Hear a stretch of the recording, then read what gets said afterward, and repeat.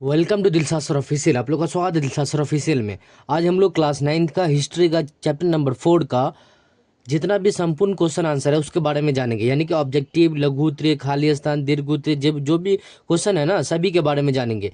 इस चैप्टर का नाम है विश्व युद्ध के इतिहास। कहने का अर्थ ये है ना कि इसमें जो है ना मेनली रूप से प्रथम विश्व युद्ध और सेकंड विश्व युद्ध, कहने का अर्थ है कि फर्स्ट वर्ल्ड वॉर और सेकंड वर्ल्ड वॉर का जितना भी क्वेश्चन आंसर है ना सभी के बारे में जानने वाले हैं, ठीक है। लेकिन अगर आप लोग इससे पहले वाला वीडियो जिसमें हम लोग चैप्टर 1 से लेकर के चैप्टर 3 तक करवा चुके हैं, जो आप नहीं देखे हैं तो वो डिस्क्रिप्शन बॉक्स में प्ले लिस्ट दोनों में मिल जाएगा आपको, वहां से आप देख करके आइए। उसके बाद इस चैप्टर का क्वेश्चन आंसर को देखिए, ठीक है। तो सबसे पहले चैप्टर 4 का हम लोग ऑब्जेक्टिव टाइप क्वेश्चन देख लेते हैं, ठीक है। तो देखिए ऑब्जेक्टिव टाइप क्वेश्चन यानी अभ्यास क्वेश्चन में जो है ना सबसे पहला क्वेश्चन क्या है कि प्रथम विश्व युद्ध कब आरंभ हुआ था। कहने का अर्थ यह है कि प्रथम विश्व युद्ध जो है ना कब शुरुआत हुआ था। तो मोस्ट इंपोर्टेंट क्वेश्चन है, प्रथम विश्व युद्ध 1914 ईस्वी में स्टार्ट हुआ था। 28 जुलाई 1914 ईस्वी को प्रथम विश्व युद्ध स्टार्ट हुआ था, ठीक है। दूसरा क्वेश्चन है प्रथम विश्व युद्ध में किसकी हार हुई थी। तो देखिए प्रथम विश्व युद्ध में ना जर्मनी की हार हुई थी, बुरी तरह हार हुई थी। उसके बाद तीसरा नंबर क्वेश्चन है कि 1917 ईस्वी में कौन सा देश प्रथम विश्व युद्ध से अलग हुआ था। तो 1917 ईस्वी में प्रथम विश्व युद्ध से रूस जो है ना अलग हुआ था। रूस जो है अलग हुआ था और अमेरिका शामिल हुआ था प्रथम विश्व युद्ध में, ठीक है। अगला क्वेश्चन देखिए, चौथा नंबर क्वेश्चन कि वर्साई के संधि के फलस्वरूप इनमें से किस महादेश का मानचित्र बदल दिया। तो यूरोप का, यानी कि वर्साई का संधि जो 1919 ईस्वी में हुआ था उस संधि के द्वारा यूरोप का मानचित्र को बदल दिया गया, ठीक है। उसके बाद अगला क्वेश्चन पांचवा नंबर क्वेश्चन कि त्रिकूट समझौते में शामिल थे, यानी कि त्रिकूट समझौते में कौन सा देश शामिल थे। तो आंसर मिल गया कि जर्मनी, ऑस्ट्रिया और इटली। ऑप्शन नंबर ग जो है इसका सही हो जाएगा आंसर, ठीक है। उसके बाद अगला क्वेश्चन देखिए, द्वितीय विश्व युद्ध कब आरंभ हुआ था, यानी कि द्वितीय विश्व युद्ध की शुरुआत कब हुई थी। तो द्वितीय विश्व युद्ध की शुरुआत 1 सितंबर 1939 ईस्वी को, यहाँ पे डेट नहीं लिखा हुआ लेकिन 1939 ईस्वी में द्वितीय विश्व युद्ध का शुरुआत हुआ था, ठीक है। उसके बाद सातवां नंबर क्वेश्चन देखिए कि जर्मनी को पराजित करने का श्रेय किस देश को जाता है। तो देखिए जर्मनी को जो है ना पराजित करने का श्रेय जो है ना रूस को जाता है। किसको जाता है? रूस को, यानी कि रसिया को जाता है, ठीक है। उसके बाद आठवां नंबर क्वेश्चन देखिए,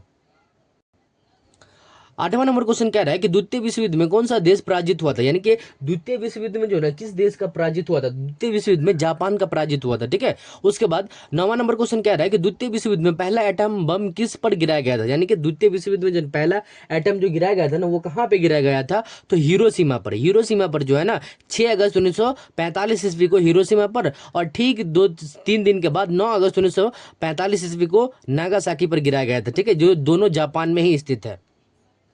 10वां नंबर क्वेश्चन कह रहा है कि द्वितीय विश्व युद्ध कब अंत हुआ था, यानी कि द्वितीय विश्व युद्ध जो अंत हुआ था ना तो वो 1945 ईस्वी को, 2 सितंबर 1945 ईस्वी को द्वितीय विश्व युद्ध समाप्त हो गया था, ठीक है। उसके बाद उपयुक्त शब्दों का रिक्त स्थान को पूर्ति करे, कहने का अर्थ है कि खाली स्थान को भरे। तो पहला क्वेश्चन है कि द्वितीय विश्व युद्ध के फलस्वरूप डोडोड साम्राज्य का पतन हुआ था। देखिए डोडोड साम्राज्य का पतन हुआ था, यूटोपियन साम्राज्य का, ठीक है। यूटोपियन साम्राज्य का जो ना यूरोपियन समाज का जो है ना इसमें पतन हुआ था। अगला क्वेश्चन है सेकंड नंबर क्वेश्चन कि जर्मनी डोडोड पर आक्रमण द्वितीय विश्व युद्ध का तत्कालीन कारण बना, यानी कि जर्मनी जो है ना पोलैंड पर जो आक्रमण किया था ना तो उसके बाद ये तत्कालीन कारण बन गया था द्वितीय विश्व युद्ध का, ठीक है। उसके बाद तीसरा नंबर क्वेश्चन है कि धुरी राष्ट्रों में डोडोड सबसे पहले आत्मसमर्पण किया, यानी कि अपने आप को आत्मसमर्पण सबसे पहले किसने किया था। तो इटली ने। किसने किया था? इटली ने। उसके बाद अगला क्वेश्चन देखिए कि डोडोड संधि की शर्तें द्वितीय विश्व युद्ध के लिए उत्तरदायी हुआ था। वर्साई की संधि जो है ना द्वितीय विश्व युद्ध के लिए उत्तरदायी हुआ। और पांचवा नंबर क्वेश्चन देखिए कि अमेरिका का दूसरा एटम बम जापान के डोडोड बंदरगाह पर गिराया गया था। तो नागासाकी पर, ठीक है, नागासाकी पर, और पहला हिरोशिमा पे, ठीक है, ये हम आपको बता चुके हैं। उसके बाद सातवां नंबर क्वेश्चन डोडोड की संधि में ही द्वितीय विश्व युद्ध की बीज नहीं थे। तो वर्साई की संधि में 1919 ईस्वी में वर्साई की संधि जो हुआ था, ठीक है। उसके बाद सातवां नंबर क्वेश्चन है कि प्रथम विश्व युद्ध के बाद डोडोड एक विश्व शक्ति के में बनकर उभरा। तो ये संयुक्त राज्य अमेरिका जो है ना विश्व शक्ति के रूप में बनकर उभरा, ठीक है। उसके बाद आठवां नंबर क्वेश्चन देखिए कि प्रथम विश्व युद्ध के बाद मित्र राष्ट्रों ने जर्मनी के साथ डोडोड की संधि की। तो वर्साई की संधि, कौन सा संधि किया था? तो वर्साई की संधि, ठीक है। उसके बाद नौवां नंबर क्वेश्चन देखिए कि राष्ट्र संघ की स्थापना का श्रेय अमेरिका के राष्ट्रपति डोनाल्ड को दिया जाता है। तो वुडरो विल्सन को जो है ना राष्ट्र संघ की स्थापना का श्रेय दिया जाता है, ठीक है। 10वां नंबर क्वेश्चन कि राष्ट्र संघ की स्थापना जो है ना डोनाल्ड ईस्वी में हुई थी। तो 10वां नंबर क्वेश्चन का आंसर लिखिएगा 1920 ईस्वी में, यानी कि राष्ट्र संघ की स्थापना 1920 ईस्वी 10 जनवरी 1920 ईस्वी को इसकी स्थापना हुआ था, ठीक है। और इसकी स्थापना इसलिए हुआ था क्योंकि भविष्य में प्रथम और द्वितीय विश्व युद्ध की तरह, मतलब सॉरी, प्रथम विश्व युद्ध की तरह कोई ऐसा युद्ध ना हो, इसके लिए इसकी स्थापना हुआ था। इसका उद्देश्य यही था, ठीक है। अब हम लोग लघु उत्तरीय प्रश्न का क्वेश्चन आंसर जानेंगे। देखिए लघु उत्तरीय प्रश्न में पहला क्वेश्चन है कि प्रथम विश्व युद्ध के किन्हीं 4 कारणों के यानी कि उत्तरदायी किन्हीं 4 कारणों का उल्लेख करें। तो इसका आंसर में लिखिएगा आप लोग इस तरह से।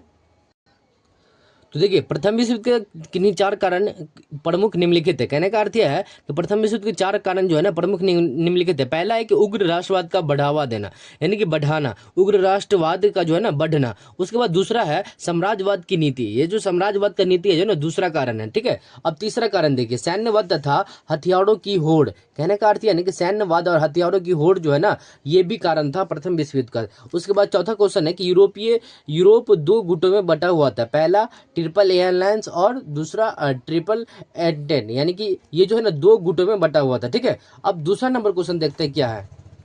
देखिए दूसरा नंबर क्वेश्चन क्या रहा है कि त्रिगुट यानी कि ट्रिपल एलायंस तथा त्रिदेशीय यानी कि ट्रिपल एंटेंट में कौन सा देश शामिल थे। इन गुटों की स्थापना का उद्देश्य क्या था, यानी कि इनका क्या उद्देश्य था, ठीक है। तो इसके बारे में हम लोग जानेंगे। तो इसके आंसर में लिखिएगा कि ट्रिपल एयरलाइंस में जर्मनी, ऑस्ट्रिया, हंगरी, इटली शामिल थे। यानी कि ये जो ना त्रिदेशी में जो है ना ये कौन सा त्रिगुट में कौन सा शामिल थे, जर्मनी, ऑस्ट्रिया, हंगरी और इटली शामिल थे। उसके बाद इसमें त्रिदेशी में किसमें कौन सा शामिल था, तो ब्रिटेन, फ्रांस, रूस शामिल थे। इसका उद्देश्य था अपने अपने देशों की सुरक्षा करना तथा युद्ध की स्थिति में एक दूसरे की सहायता करना। इसका मेन उद्देश्य क्या था कि अपने अपने देशों की सुरक्षा करना और युद्ध की स्थिति में एक दूसरे की सहायता करना, ठीक है। अगला क्वेश्चन देखते हैं क्या है। अगला क्वेश्चन देखिए तीसरा नंबर क्वेश्चन कि प्रथम विश्व युद्ध का तत्कालीन कारण क्या था। तो देखिए प्रथम विश्व तत्कालीन कारण इस तरह से आप लोग लिखिएगा। देखिए प्रथम विश्व तत्कालीन कारण था 28 जून 1914 ईस्वी को सेराजेवो में ऑस्ट्रिया के युवराज आर्कड्यूक फ्रांज फर्डिनेंड जो है वो दोनों अपने पत्नी और पत्नी के साथ वाइफ के साथ घूमने गया, लेकिन वहीं पे उनकी हत्या हो गया। यही कारण प्रथम विश्व तत्कालीन कारण बना। कहने का अर्थ यह है कि 28 जून 1914 ईस्वी को जो है ना सेराजेवो में ऑस्ट्रिया के युवराज जो है आर्कड्यूक फ्रांज फर्डिनेंड वो अपने पत्नी के साथ घूमने गया, लेकिन वहां पे इसकी हत्या हो गया। यही प्रथम विश्व युद्ध का सबसे बड़ा कारण बना था, ठीक है। ये जो तत्कालीन कारण बोलते हैं, ठीक है। ये प्रथम विश्व युद्ध तत्कालीन कारण था।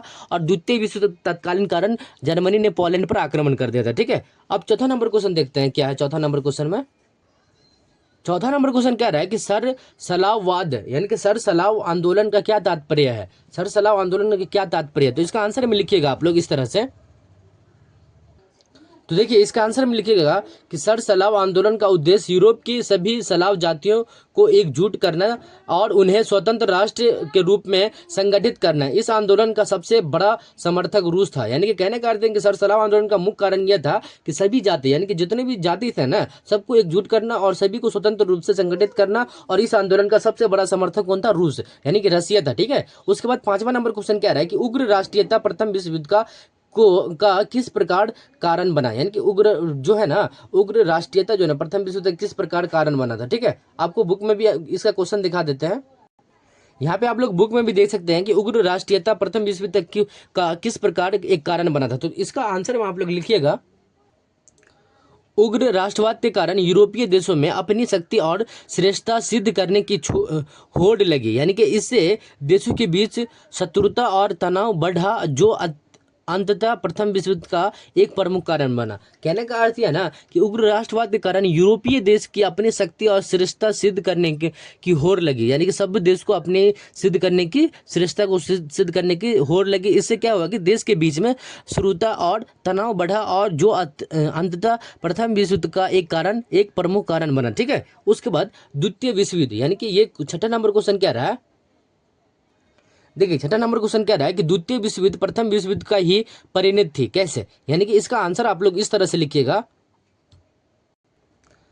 आंसर में लिखिएगा इसका कि प्रथम विश्व युद्ध के बाद वर्साई की संधि द्वारा जर्मनी पर कठोर शर्तें और भारतीय क्षतिपूर्ति लगाई गई। कहने का अर्थ है ना कि प्रथम विश्व युद्ध के जाने वर्साई की संधि के द्वारा क्या हुआ कि जर्मनी पर कठोर शर्तें लगाई गई और भारी क्षतिपूर्ति लगाई जाती है। इससे जर्मनी असंतोष फैला, यानी कि जर्मनी में असंतोष की भावना फैला और हिटलर का उदय हुआ। इसी असंतोष के कारण द्वितीय विश्व युद्ध का प्रारंभ हुआ। कहने का अर्थ है कि किसी भी देश को इस तरह से अपमान जनित नहीं करना चाहिए जिससे ये वो उभरता हुआ। अब इससे क्या हुआ कि उभरता हुआ अब ये द्वितीय विश्व युद्ध का कारण बना। जर्मनी जी जो है ना द्वितीय विश्व युद्ध का सबसे मेन कारण बनता है, ठीक है। उसके बाद सातवां नंबर क्वेश्चन क्या रहा है। 7वां नंबर क्वेश्चन कह रहा है कि द्वितीय विश्व युद्ध के लिए हिटलर कहां तक उत्तरदायी था, यानी कि द्वितीय विश्व युद्ध के लिए जो है हिटलर कहां तक उत्तरदायी। तो आंसर में लिखिएगा इसका इस तरह से आप लोग। तो इसके आंसर में लिखिएगा कि हिटलर द्वितीय विश्व युद्ध का मुख्य कारण था, उसने वर्साई की संधि का उल्लंघन किया, जर्मनी की सैनिकीकरण किया, ऑस्ट्रिया और चेकोस्लोवाकिया पर कब्जा किया तथा 1 सितंबर 1939 ईस्वी को पोलैंड पर आक्रमण कर दिया, जो द्वितीय विश्व युद्ध का सबसे मेन कारण माना जाता है। यानी कि 1 सितंबर 1939 ईस्वी को जो ना पोलैंड पर जो आक्रमण किया था ना, तो ये जो है ना द्वितीय विश्व युद्ध का सबसे मेन कारण, और यहीं से द्वितीय विश्व युद्ध की शुरुआत हो जाती है। ठीक है, तो ये कारण था हिटलर यहां तक उत्तरदायी। द्वितीय विश्व युद्ध का सबसे मेन कारण जो है ना हिटलर का उदय होना। 8वां नंबर क्वेश्चन कह रहा है कि द्वितीय विश्व युद्ध के किन्हीं 5 परिणामों का उल्लेख करें, यानी कि 5 परिणाम का जो है ना ये उल्लेख करे। तो द्वितीय विश्व युद्ध का परिणाम इस तरह से था। तो द्वितीय विश्व युद्ध का परिणाम, पहला परिणाम था कि संयुक्त राष्ट्र संघ की स्थापना, यानी संयुक्त राष्ट्र संघ की स्थापना कब हुआ था, तो 1945 ईस्वी में 24 अक्टूबर 1945 ईस्वी को संयुक्त राष्ट्र संघ की स्थापना हुआ था। क्योंकि ये द्वितीय विश्व युद्ध की तरह, प्रथम और द्वितीय विश्व की तरह भविष्य में कोई ऐसा युद्ध न हो, यही इसका मेन कारण था। ठीक है, दूसरा पॉइंट है कि लाखों लोगों की मृत्यु और भारी आर्थिक नुकसान हुआ था इस विश्व युद्ध में। और तीसरा पॉइंट है कि जर्मनी का विभाजन हो गया, यानी कि जर्मनी 2 भागों में बंट गया। ठीक है, 2 भागों में, उत्तरी जर्मनी और ये दक्षिणी जर्मनी में विभक्त हो गया। लेकिन हालांकि जर्मनी का जो ना टुकड़ों में बट गया था, 300 टुकड़ों में बट गया था। ठीक है, उसके बाद चौथा पॉइंट है कि अमेरिका और सोवियत संघ महाशक्ति बनकर उभरे, यानी कि ये जो है ना अमेरिका और सोवियत संघ जो है ना बहुत बड़ा महाशक्ति के रूप में उभरा। उसके बाद 5वां पॉइंट है कि उपनिवेशवाद के अंत और स्वतंत्रता आंदोलन को बढ़ावा मिला, यानी कि उपनिवेशवाद को क्या हुआ कि बढ़ावा मिला। उसके बाद 9वां नंबर क्वेश्चन है कि तुष्टिकरण की नीति क्या है, आपको बुक में भी दिखा देते हैं। ठीक है, 9वां नंबर क्वेश्चन है कि तुष्टिकरण की नीति क्या है। तो देखिए तुष्टिकरण की नीति को आप लोग इस तरह से लिखिएगा आंसर।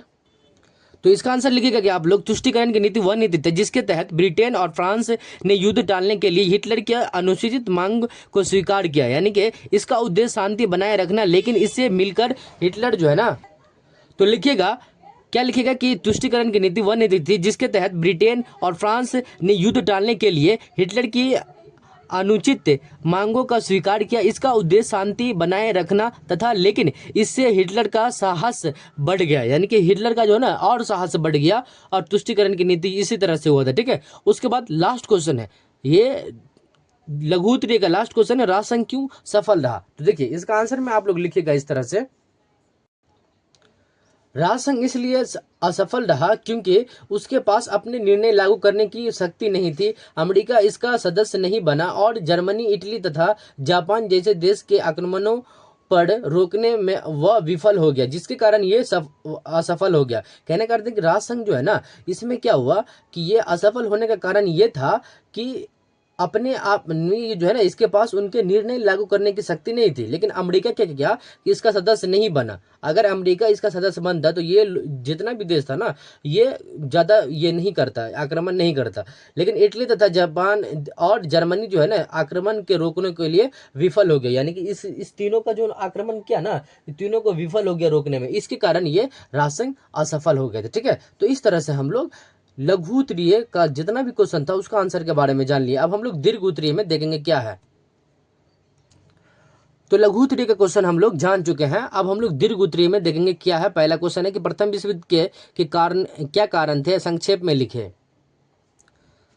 तो पहला क्वेश्चन का आंसर देखिए, आप लोग प्रथम विश्व युद्ध के क्या कारण थे संक्षेप में लिखे। तो आपको इसका स्क्रीन पे नजर आ रहा होगा आंसर, चाहे तो आप इसका स्क्रीनशॉट भी ले सकते हैं, अपने नोटबुक फेयर में लिख सकते हैं। ठीक है, उसके बाद दूसरा नंबर क्वेश्चन कि प्रथम विश्व युद्ध के क्या कारण, क्या परिणाम हुए। प्रथम विश्व युद्ध के परिणाम जो है ना इस तरह से हुए, आप यहाँ पे स्क्रीनशॉट भी ले सकते हैं, चाहे तो आप नोटबुक में लिख सकते हैं, स्क्रीन पर नजर आ रहा होगा। ठीक है, इसका आंसर। उसके बाद क्या वर्साई की संधि एक आरोपित संधि थी, ये वर्साई की संधि एक आरोपित संधि थी। तो इसका आंसर आप लोग यहाँ पे स्क्रीन पर नजर आ रहा होगा, आप लोग यहाँ से लिख सकते हैं। ठीक है, उसके बाद चौथा नंबर क्वेश्चन है कि बिस्मार्क की व्यवस्था ने प्रथम विश्व युद्ध के मार्ग किस तरह से प्रशस्त किया था, यानी कि बिस्मार्क की व्यवस्था ने प्रथम विश्व युद्ध के मार्ग किस तरह से प्रशस्त किया, आपको इसका स्क्रीन पर नजर आ रहा होगा आंसर। ठीक है, उसके बाद 5वां नंबर क्वेश्चन है कि द्वितीय विश्व युद्ध के क्या कारण थे।